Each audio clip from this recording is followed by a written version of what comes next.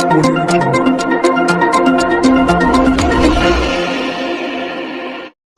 મહિધરપુરા વિસ્તારમાં હોટલોમાં ગેરકાયદેસર પ્રવૃત્તિઓ રોકવા અને કાયદા વ્યવસ્થા જાળવવા માટે મહિધરપુરા પોલીસ સ્ટેશન ઝોન 3 દ્વારા શહેરના હોટલ સંચાલકો માટે શું કરવું અને શું ન કરવું તેવી સૂચનાઓનો નિર્દેશ જારી કર્યો છે।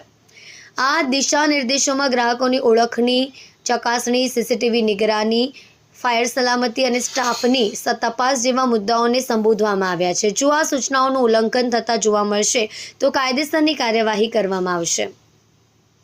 સુરત પોલીસે નવરાત્રી દરમિયાન શહેરમાં શાંતિ વ્યવસ્થા અને સલામતી જાળવવા માટે હોટલ સંચાલકો માટે નવા નિયમો જારી કર્યા છે। મહિધરપુરા પોલીસે આ નિયમોનું પાલન કરવા શું કરવું અને શું ન કરવુંનો સમાવેશ કરતું પેમ્પલેટ જારી કર્યું છે, જેમાં મુખ્ય નિયમો પાળવા પડશે, જેમ કે હોટલમાં ઓયો જેવી કંપનીઓ દ્વારા બુકિંગ કરાવતા પહેલાં પોલીસને જાણ કરવી, મોઢા પર દુપટ્ટો રાખીને આવતી યુવતીઓનો ચહેરો અને આધાર કાર્ડ ચકાસવો, ટૂંકા ગાળા માટે રૂમ ન આપવા, હોટલના રૂમ અને બાથરૂમમાં સ્પાય કેમેરા ન હોય તે ખાતરી કરવી, જો મળશે તો હોટલ માલિક સામે કડક કાર્યવાહી થશે।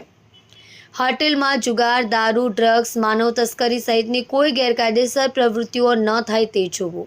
પોલીસે હોટલ સંચાલકો સાથે બેઠક યોજીને આ નિયમોનું પાલન કરવાની તાકીદ કરી છે।